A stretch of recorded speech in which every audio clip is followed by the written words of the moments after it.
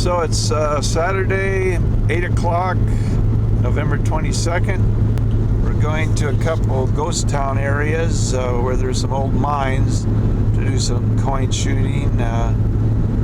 Anyway, we did a bunch of research, and there's quite a few places out here in Nevada.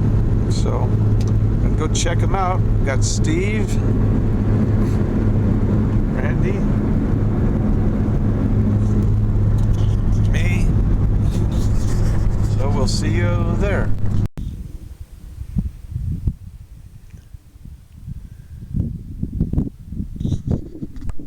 Well, here's this is actually the original school from, I think, the early 1900s, and they obviously remodeled it, but they still use it. Well, that park could be a good one because it's right by the school. Mm-hmm. Yeah, right behind it. Maybe that's the playground, or maybe that's part of the park. Well, I'm saying the school's right there too, so it could have been the kids played back there. Yeah. Okay, so let's see. Head down to downtown again.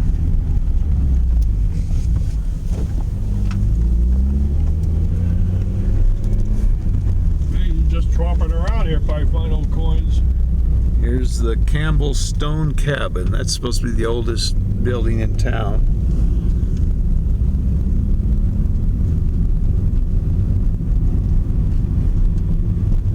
What's that? Good Springs Mining District. Okay. Here's some more old stuff. There's some old place here. That porch of that place is perfect. Rattler waiting for you. And then we come down to Pioneer Saloon, General Store. There you go. Yeah, the boys are heading up there to the remains of the old mill. Some purple glass around here too. I'll show you that later. Well, what I found what I think is a poker chip for my first find. I think that's what it is. I'm not a gambler, so I'm not sure. Anyway. Maybe let me get my magnifier out. Okay, well, let me just take a picture of it. So Randy found the first find of the day, a Wheatie. 1954D. 54D, all right. Thanks. Yeah, I got a 1889 Indian head. Just found it right down here next to this column. This is a mill up here for the mines. This place has been here since about 1856, so we're hoping to find some real old coins if there's any here. Well, this is an old one, 1889. It's a pretty strong signal, so I'm going to try the live dig. Normally when I do a live dig, I don't find anything. Let's see.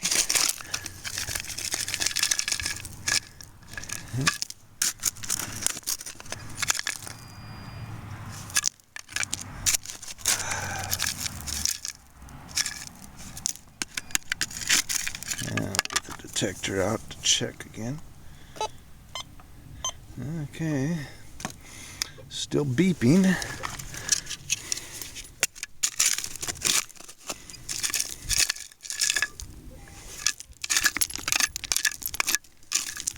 Oh, there it is. Got a Wheatie.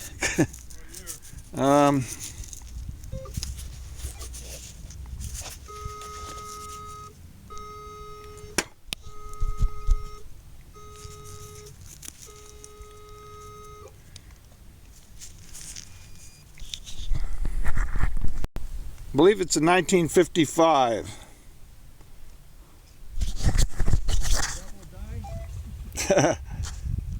Nope. I'll try another live dig since this is a strong signal.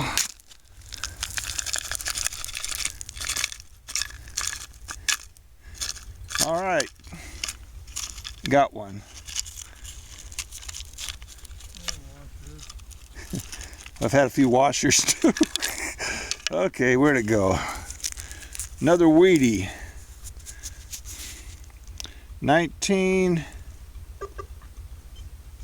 Let's see what it is. 1931. Getting older.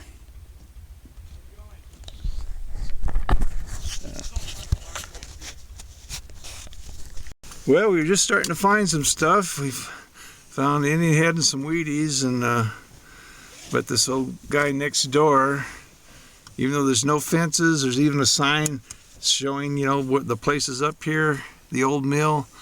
But it sounds like, according to him, he's saying if it's in the city limits, it's all private property as far as he's concerned. So whether that's true, we don't know, but we have to leave because he's right there and he doesn't want us here, so away we go. Well, we're at a new location since we got kicked off of the other one. This one's going to be a little tougher. It's quite a ways up on the hill. Well, a copper bullet. Oh, okay. I thought you found a coin already. I thought it was a penny. I kept getting a penny reading, but Copper bullet, huh? I didn't see anything. I found that anyway. So anyway, this other one's quite a ways up the hill, so looks like we're going to be doing a little hiking on this one if we can even get up there.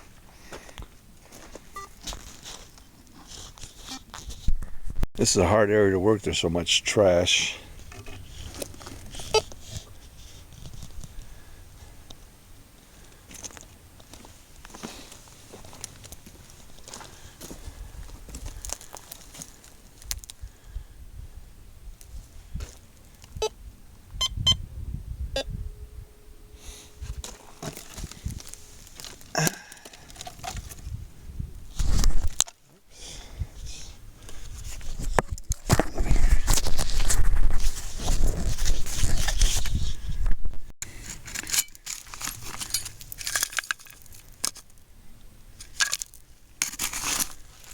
Yeah, a nail.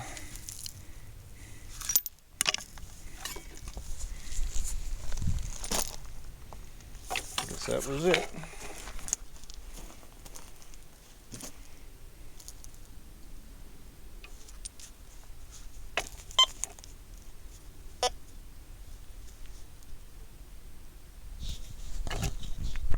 I got a 45 weedy amidst all the trash here, right down that hole.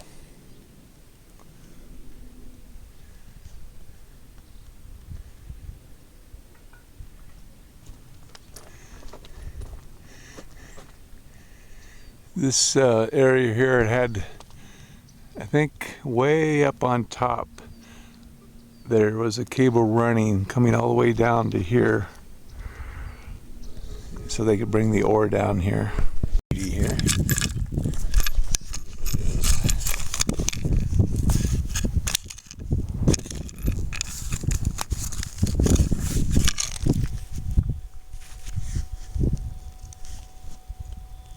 I think it's a 1947, it looks like. 1958 weedy. So it's way up here. Randy's up there. I'm right here. Steve's way down there. Way off in the distance, I think that's the Pioneer Saloon way over there. This is the Argentina mine.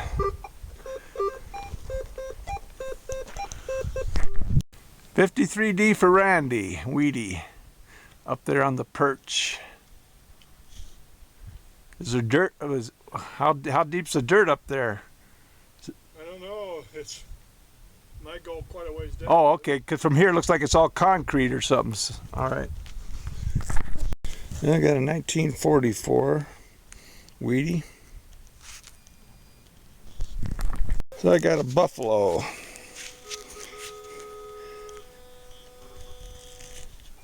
I have to get the magnifier, but I think it's in the 20s. Either 20s or 30s, one or the other. Okay, so I made it up to this level. It's just all concrete right here. So I'm gonna go higher. There's Randy way down there. Steve right here. And there's the view.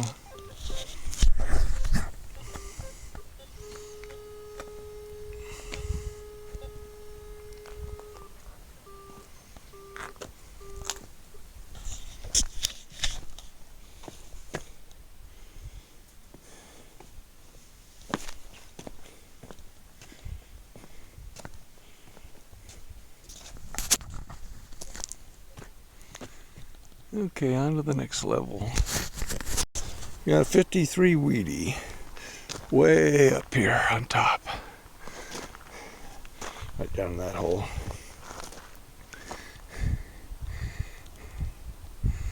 Well, I guess I'm not quite all the way on top yet. There's still more stuff up there. 51 weedy here. Randy's way down there around a pad. Seems like he's getting some signals. Steve's down this way.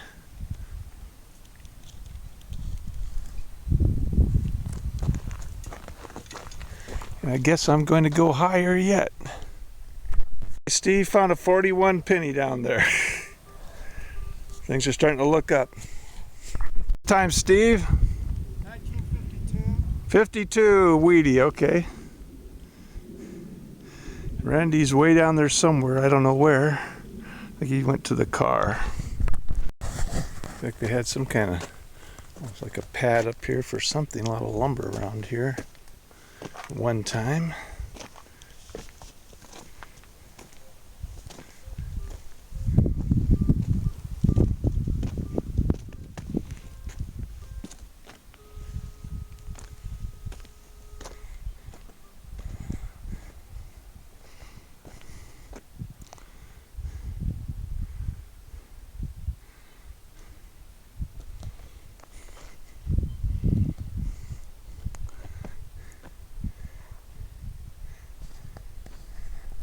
Steve found a 56 weedy down there.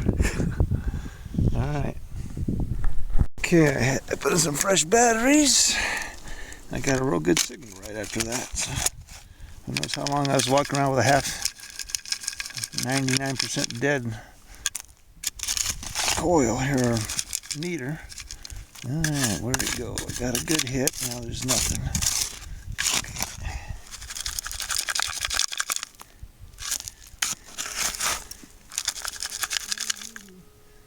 Oh, you got a weedy, huh? What year? I think it's a 55. Okay, 55, huh? I got a good hit here, but so far I'm not finding anything. Make sure it's not the double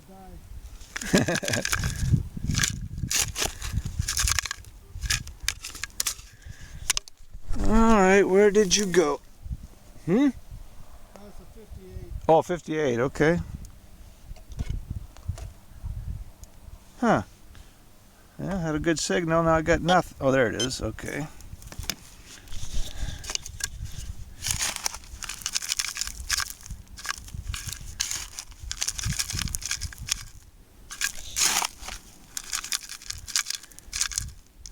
Well, where did you go?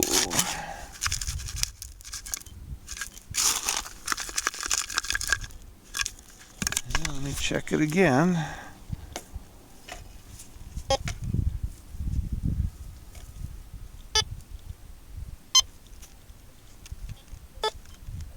Okay, let's try right about there.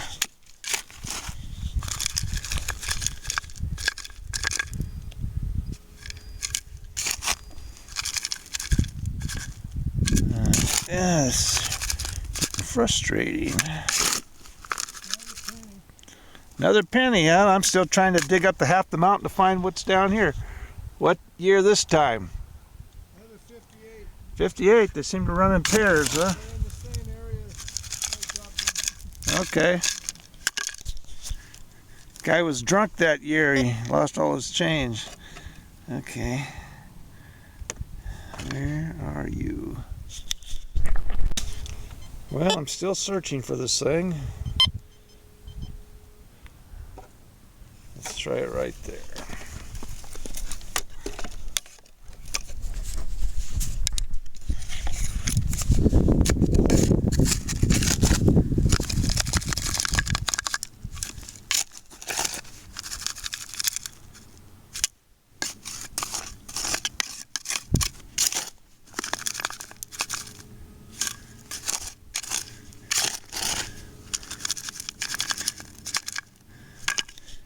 Oh, there it is. Finally. What? Oh, yeah, an Indian head. What'd you get? Indian Head, 1897. This Indian made me fight him for it. I thought he was going to scalp me any minute. I hope none of this is not I hope it's all politically correct what I'm saying here.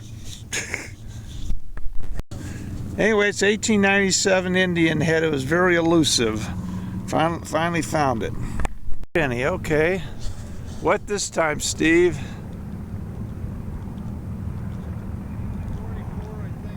44 weedy for Steve. Boy, look at all the motorcycles down there. Look at all those motorcycles down there, Steve. They just keep going and going.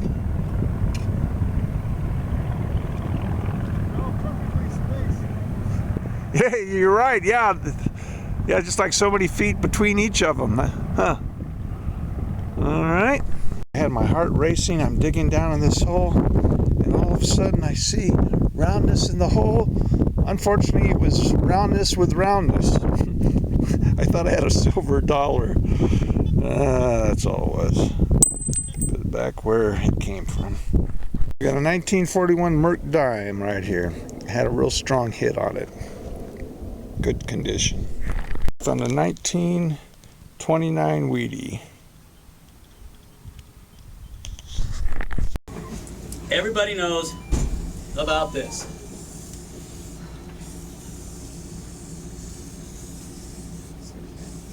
Okay, so this is a winding river, like the song.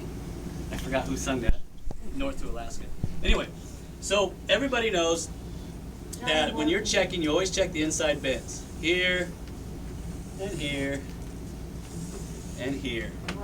Okay, the reason why, and I know you guys know this, but I'm going over it for the people who may not know this, is that, once again, water pressure. That has a lot to do with the gold dropping out. The water pressure around the corners is a lot less than the water pressure over here. Just imagine people marching, and all of a sudden they go around a curve. The guy on the inside is practically standing still. The guy on the outside, he's running his butt off, trying to catch up. If you guys are in the service, you probably know that. So, anyway, so you got these low pressure zones right here, and here, and here. So that's where the gold's gonna drop out. And over time, you're gonna see that this river starts to move this way. So originally it was here, it's gonna go out here, it's gonna go out here, it's gonna go out here, and pretty soon the river's way over here. So what you wanna do is, like I said, you need to sample the inside curve here to find out exactly where your gold lines are at. And like I said, it'll do the same thing. A lot of times you'll have a straight line, it'll come in through there. Now if it's a sharp curve, you can throw that straight line out the window, because it's not gonna do that. It's gonna follow the water course. But just remember that river is gonna slowly start cutting that way. So, and what you wanna do is look for the larger stones. I've seen so many guys go out there and they just start digging in these gravel bars that are on the side of these inside bends. Look for the size of the stone. It's very important. If you got big old stones here and silt over here, well, I'll tell you what, the gold's not going to be in the silt. It's going to be in these gravels right here, these heavy-duty gravels. And if you can get down to bedrock, that would be ideal, because that gold over time is going to settle down. A little stratification is nothing for gold over 1,000 years, nothing. So, and like I said, not all gold is on bedrock. Yes, a lot of it's on bedrock, but sometimes bedrock is overrated. So, but if you can get down there, sample on your way down, but remember that river is moved. And this brings me to another thing, back to mineral bar. I'll tell you a little secret about mineral bar, outside of Colfax. The gold, people have been wanting to know where that gold's coming from, and I know where it's coming from. If you go upstream from the bridge, yeah, I know, I shouldn't be telling people this, but anyway, go upstream from the bridge. The gold was laid down from an ancient river channel. Where's that river channel at? If you're going on the right-hand side of the river, past the old bridge, go up into the tree line. You're gonna see a small, hard-packed zone of river channel. That is where the gold is coming from, and that's how it was laid down. Most of the gold is right before you come to that first right-hand bend. If you go past that, you're done. There's no more gold. The river channel is right there on the right. That's some nasty country. There's bears there. There's poison ivy. Trust me, I'm not doing you any favors by telling you where it's at, because I tried to deal with it. I got some gold out of there, but I'm not going back because it's just too much work. But if you can rig up a line to where you can run it down from the channel down to the river, and then shuttle your buckets back and forth to. Yes, sir.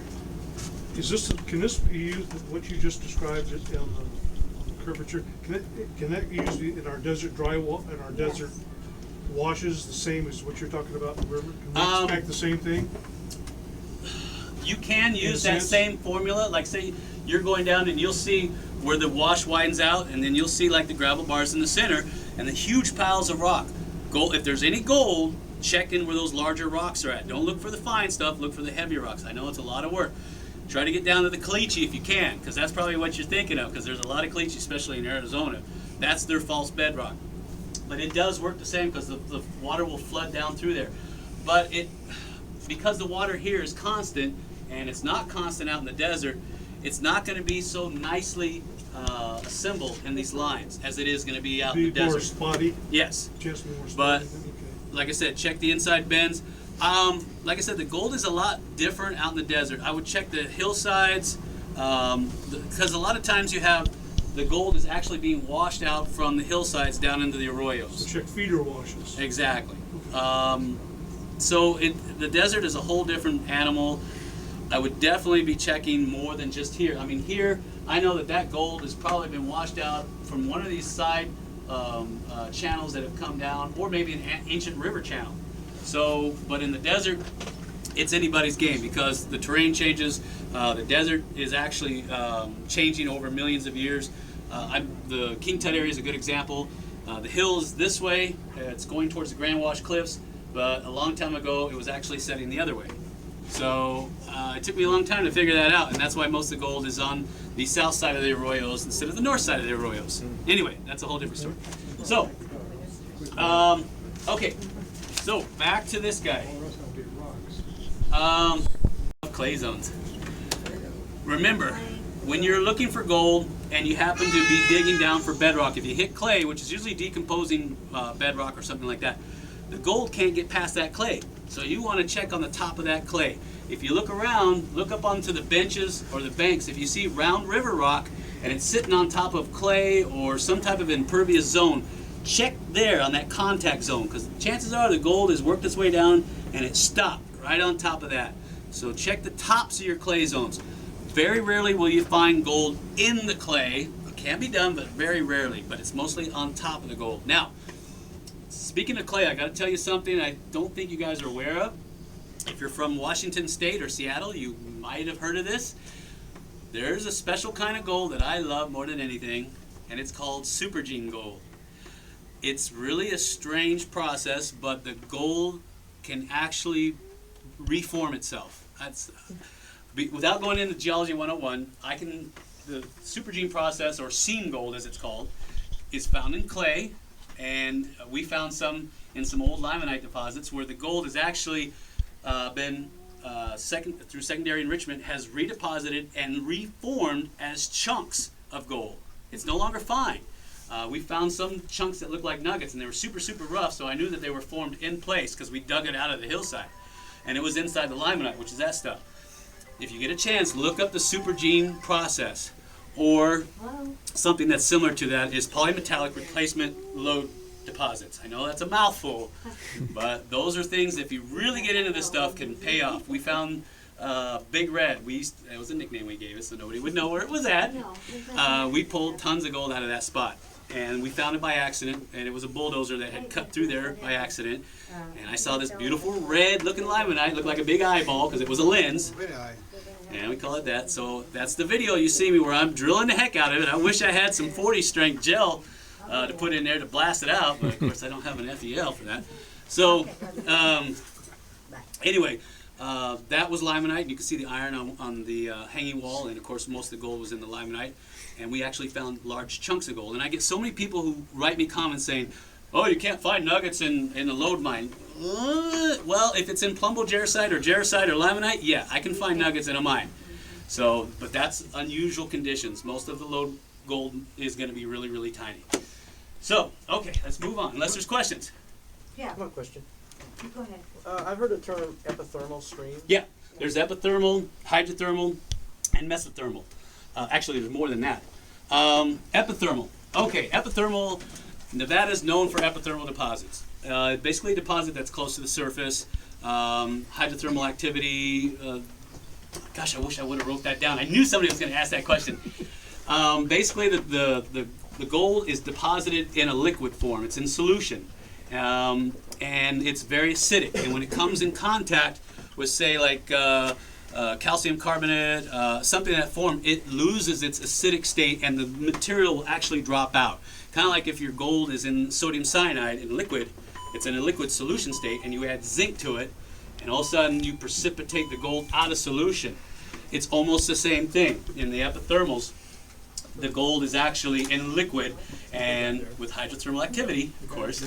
And when it comes in contact in bedding planes of calcium carbonate, it will actually neutralize the acid, and it will drop that gold right out, and it will form in those places. California is known for mesothermal, which is those big white milky quartz veins that run miles into the ground. And of course Nevada, because of its geology, it has the deposits on the surface, close to the surface, which is called epithermal. So I hope that has answered some of the questions on mesothermal versus epithermal, and hydrothermal, of course. Of course, I'll be using my bigger pan, and then I'll crush that again, and this is what I would get from that. It's a lot of work. That's why these guys make it so much easier. Pop one in, grinds it down to powder like that. Get the battery-powered one because you ain't plugging it into a tree. So, now the old-timers use these. They beat on this thing forever. The guy said the wrong thing. So that's how the old-timers were dragging their mule around. They'd be, that's why they use cone molds. But he's up on the bank. Woo-wee! I see so much gold, I'm getting greedy. Mine's better. I do see good gold. All right, let me go this way so you know I'm not flubbing. I already see a whole bunch of little fines right there. There's a piece there. There's a whole bunch of fines right there. Fines. I had nuggets. You got one picker right there. Oh, you got two. Three. Who's counting? Are you getting in trouble, Pat? Yeah, he's got some nice gold. He beat you, If huh? that don't make you smile, Oh yeah. Oh yeah. and that's only a $50 box. Wink, wink. He does. He's got some nice gold. Wow. Oh, wow. Wow, I can see it from here. Put that gold back up in there. You get up there. Maybe you ought to combine forces with him. Put yours in with his. There you go. How's that? $110 a box. Now I didn't tap it up to the top to condense it, so that kind of, you can see all the fines in there. Okay, Now the where's fines is coming out of that limonite Fines in there too. Where's it coming from, Jeff? over by the Keystone. Oh, yeah, a lot of fines. That's right, a secret spot. I tell nobody. No, that's my spot. Yeah. That's the spot I was going to. Wait a minute, I bought that one. 10 people own the same mine. I've heard that before. Not bad. It has an active web page. It's interactive. You can go in there and say, look, I just want to look for gold. I don't care about anything else. And it'll show you all the different gold mines for a specific area or across the United States. You can So you zoom just in, pick zoom an out. area, you can pick an area to Yeah, check? you just keep down zooming in Needles on where it. I live? Yeah. Okay. And you just keep zooming, zooming, zooming, and then it'll actually show you the mine, and it'll actually have mine dat attached to it. So when you click on it and just hold your cursor over the top, it'll show you all the information about that mine. So then you can say, hey, I know that that one was a low producer of gold, it was primary, and they found free mill. And that's what I want. So I'm gonna, you can do it, some people use overlay programs and start marking it out saying, hey, I want this one, this one, and this one. And I'm gonna go out there and take a peek at it and see what it is. Now you can go on to LR2000 and say, well, first I wanna make sure nobody owns it so I don't get shot. So then you go on to LR2000 and you use the coordinates from that to plug into that. So, like I said, it's a little time consuming, but if you do your homework, it can pay off, I'm telling you. Gold in it already. Yeah. It's some of it's fine, some of it's chunky. But just to make sure I'm fair, I always throw an extra batch in there just so people are happy. Because we got so much, I figure, what the heck? Right? Some of them, I'm sure I lost my shirt on a couple of them. It's right in the box. Well, right? I make sure it's a happy box. How's that? Because I want my people happy. So, like I said, when we're finding it, it's like, you know what? We got. I shouldn't say we got more than enough because there's never enough gold. But I'm happy with the gold we're getting. So, I'm happy with it. So I'm not. If people want it, it's there. If they don't want it, I'll just put it back in there and I'll melt it all down into one of those. Ship it to the refinery. Now I don't know if you guys know this, but you can ship gold off to refineries to get the best price. I did a video on that too. Oh, thanks, Mr. Mario, or Nevada Jack, as he likes to be called. That ain't half bad, huh? That'll make your blood boil. So, oh, these are $50 boxes right here. On sale for 40 today. Yeah, I like that. Oh my God. Yeah, there's no shipping there. Yeah, there's no shipping. We usually sell them 50 plus. What is it? $10 shipping, shipping and handling. So that's why I brought those up, just in case you guys want them, huh? Those are $4. $4? Yeah. These probably. No, they're $6. $5.95. Yeah, $6 flat rate. But I gotta drive up there. I know, I gotta get something, dang it. I gotta eat. I'm getting scared. So, now you guys got an idea of the two different processes. Yes, I know I went super fast on it. So here's what I ended up with: a bunch of Wheaties, Buffalo, a couple Mercury dimes, a couple Indian head pennies. So not a whole lot. And I think my brother Stevie got a bunch of pennies, the Wheaties, and I think Randy got Buffalo, a Buffalo nickel and pennies. So we didn't end up with a lot, but at least we didn't get skunked. I think if we could have continued at the first location, that seemed very promising, especially since it goes back to the 1850s. But we weren't able to stay there, so that ended that. We found out later, I guess it changed owners, recently, and the new owner, I guess he's all worried about some people getting hurt up there and getting sued and all that, so he doesn't want anybody going up there. The previous owner could care less, so that's the way it goes.